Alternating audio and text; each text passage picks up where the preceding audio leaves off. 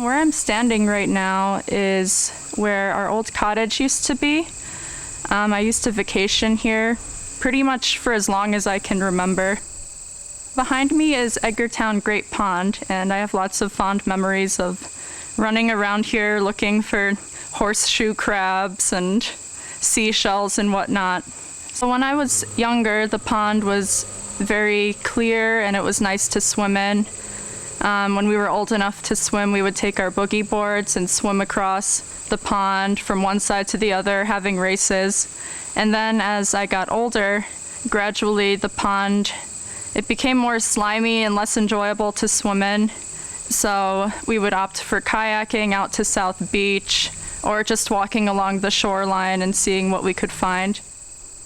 A lot of the challenges for the infrastructure is dealing with our natural resources. The wetlands on the island become more and more important, conservation of those lands. You want to expand to raise the revenue so you can build more infrastructure, but the negative side is that we only have so much land on an island. We have a lot of houses that are like right on the water. Some of our grinder pump stations are literally 4 feet from the ocean. So you can, during a nor'easter or hurricanes or anything like that, it's a really good possibility for the majority of the storm that they're going to be underwater. The town is a seasonal resort community. The population of the island overall goes from 17,000 in the wintertime to excess of 110,000 in the summer season, which is basically Memorial Day to Labor Day. The island of Martha's Vineyard consists of a glacial moraine and a glacial outwash plain.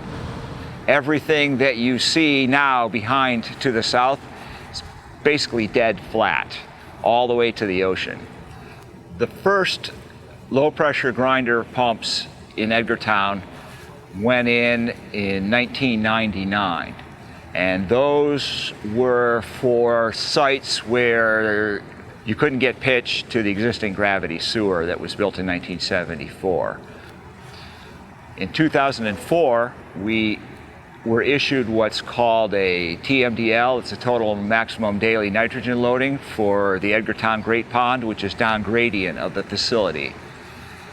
At that point, we needed a way to sewer substantial areas inside the watershed pretty quickly, pretty economically, and inconceivable to get gravity sewer. So we needed an all-terrain solution to do these neighborhoods and get a lot of people off of septic and onto the sewer system rather quickly. Some customers are concerned about the maintenance costs and the service issues that you could have if a pump failed or needed service.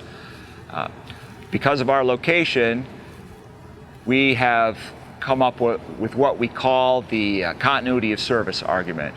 Whether you're on gravity or you're on low pressure sewer, you pay the same rate, your pump gets serviced. We turn around pump repair calls in about 45 minutes here on the island for our customers. Costs aside, you've got to make your people happy. If your people are happy, it's a lot easier to explain to them what maintenance costs mean. The quality of life in Opelika before the all-terrain sewers came in was everybody had septic systems or cesspools, mainly with cesspools when I was a kid, and then they went to the Title V septic systems. Ground percolation became an issue. If you notice, there's places here like the campgrounds that they're really densely populated, and there is no place to put a Title V system in the ground. In order to meet the nitrogen limit, we had to remove 300 septics from the watershed. If you're trying to do a nitrogen mitigation plan, you have to look comprehensively at all the tools that are out there and use the best possible mix of those to attain your goals. There are at least 60 towns on the Cape that have TMDLs hanging over their heads. We got a water quality assessment for the Great Pond, and we're probably the first ones in the Commonwealth to have met the TMDL. So they started installing all-terrain sewer systems here, and I'm hopeful that it will gradually improve the water quality of the pond, since I did see over the years that the water quality diminished and we didn't want to go swimming anymore, and hopefully the young children that come out here in the future will have a swimmable pond that they're excited to leap right into when they first get here.